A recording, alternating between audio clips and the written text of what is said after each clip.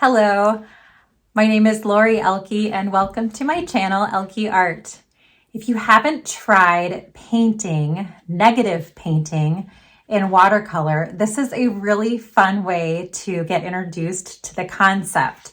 So all you need is something circular to trace and watercolor paint. I also added this fun texture that you see with wax paper, like just the kind that you'd have in a kitchen drawer. So you may want to grab that as well. Try it out. It's kind of therapeutic too. I will say this, you do need some time to let the layers dry in between each layer of paint. So sometimes when I'm doing this, I even jump back and forth to another project in between while I'm letting paint dry. But yeah, try it out and let me know what you think. If you like this technique, I've also done it with hearts and with leaves for fall. So feel free to try those out as well. It's a really fun concept and you can do it with any shape that you would like. All right, thanks so much for watching.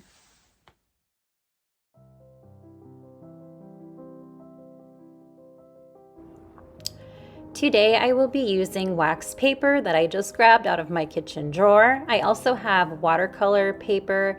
I'm actually using really cheap watercolor paper. It's 90 pound and I have taped it to my board. I'm getting a piece of wax paper that is about the same size as my watercolor paper. And now I'm going to go ahead and fill my paper with water. I'm using a 1-inch flat brush so that I can get a good amount of water on quickly and I don't have to take forever just getting water all over my paper. And I wanted to try this out on really cheap watercolor paper. This is actually like some kids paper that I just had lying around and I wanted to see if it would still work on this, and it does. So it's nice that I can even do this even if I don't have great paper around.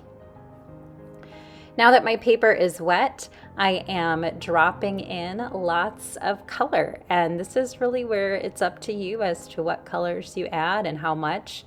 I do recommend putting a little bit of extra color on because the treatment of the wax paper will pull a lot of color off. So you want to make sure to at least have a good amount of saturation on your paper when you are doing this step.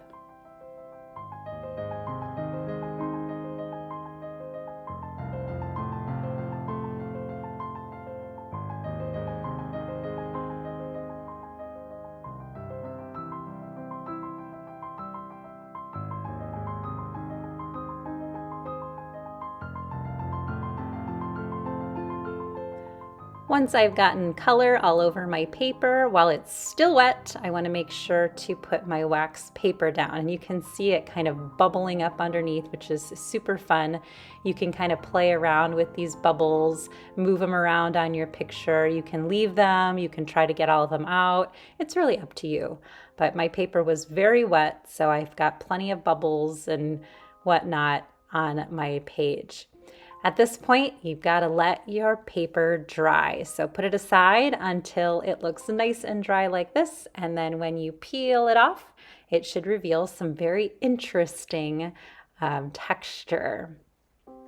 Now at this point, I want to add my shape, and I'm using a circle. You can see I'm just tracing some masking tape that I have around my house. And I'm doing it with a pencil, kind of lightly, enough that you can at least see the circle though. And I'm just gonna pick a couple different spots on my paper to add my circles. I don't want any of my circles to overlap each other right now, so they should all be free from each other. And I do wanna think about having a couple going off of the edge of my paper as well. So this one's hanging off the corner here. I'm going to do one over here hanging off the side, just to kind of fill in whatever space I can with these circular shapes. And once I've got my circles traced, I'm going to go in with a pointed paintbrush. This is a round brush, and I want to paint around my circles. So this is what is called negative painting. Instead of painting on the circles, the positive space, I'm painting the negative space, which is the space around my circles. And I'm just going in, I didn't wet this beforehand, I'm just going in and adding color around my circles. And again, this is where you can decide what colors you want to use. So my entire painting today, I am using Opera Rose and I am using Prussian Blue. And of course, when mixed, blue and this pink color make it some nice shades of purple as well.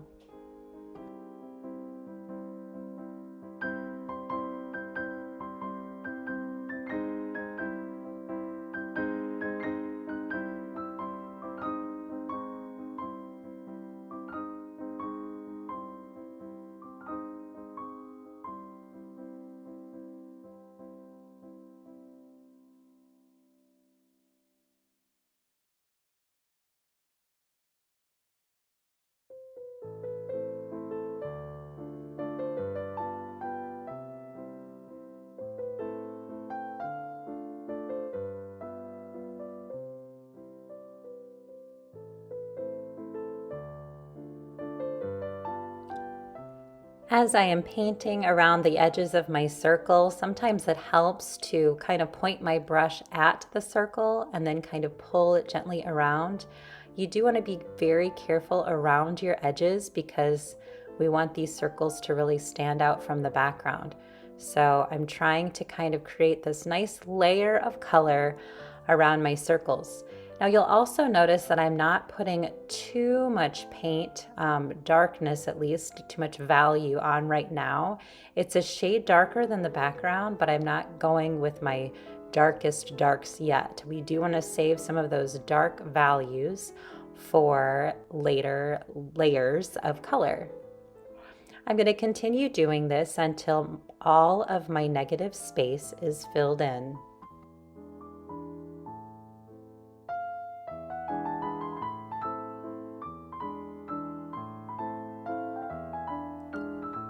Once I have this entire layer painted, it's important that I put it aside and let it dry again. You do want to have a dry paper between each step of this project. Once I have let my paper dry, I can go ahead and move on to the next step. The next step is to get my circle out again and to trace new circles. But this time, my circles do overlap the other ones and they always go behind the circles that I already have on my picture. So I'm trying to go around my picture and trace circles that go behind the other circles that are already there. Now, none of the circles in my new layer touch each other, they just touch the ones that are already on my paper. Now, just like we did the last step, I'm going to go ahead and paint the negative space, but you'll see because I've added more circles, I have less negative space to paint because I'm also painting the negative space for my original circles as well. So I should have a couple of areas that still have no circles in them. Those are the spots that I'm looking to paint. And as I paint those areas, I'm trying to use a darker color than the one before. So you can see I'm using a little bit less water and a little bit more paint so that I get a darker value on my paper.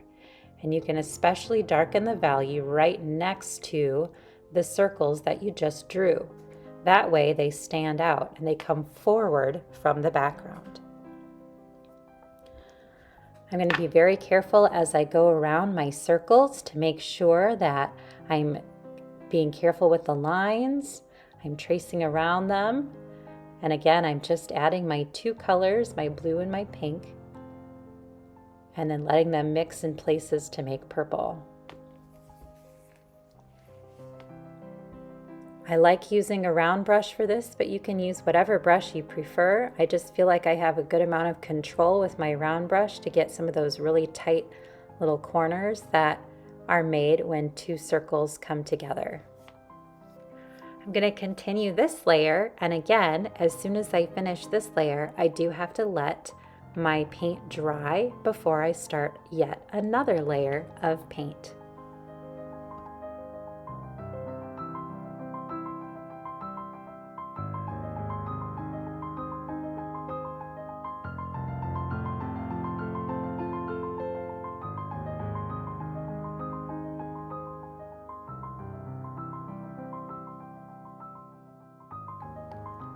I let my next layer dry, and now I'm going to add more circles again. And it gets a little harder to see the circles when the paint is so dark, but hopefully you can make out those pencil lines. This time I am just kind of dividing up some of the sections that are left with a couple of circle lines.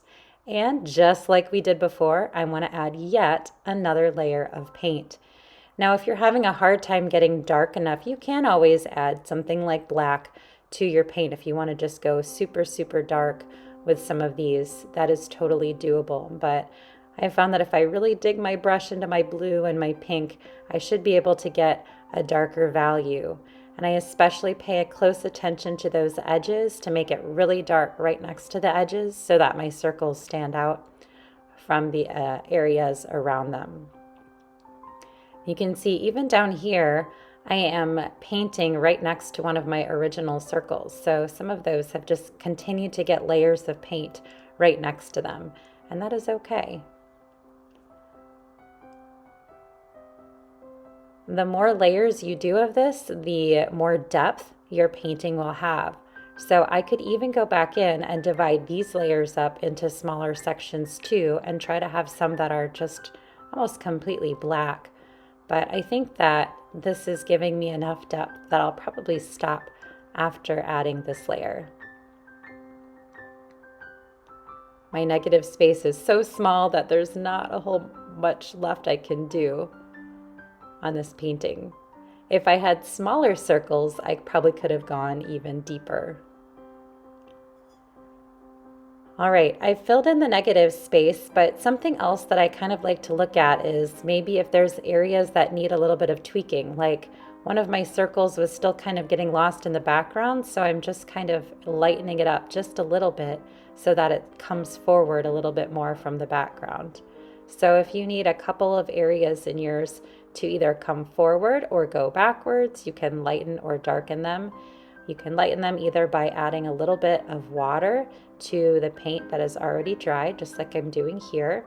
And then you can use a paper towel, or you can just kind of dry your brush and kind of pull some of that color out if you need to, so that it stands out from the background. You could also darken areas just by adding a little bit of extra dark to that spot. I think I'm happy with how it's looking, so I'm going to go ahead and carefully remove my tape by pulling it away from my painting, and that creates a nice crisp white border for my work of art. Thank you so much for joining me today. I hope that you can try this out. It is such a fun technique and has such a cool result. If you enjoyed this video, check out my channel for other negative painting tutorials, as well as all kinds of other fun art projects. Have a fabulous day. We'll see you next time.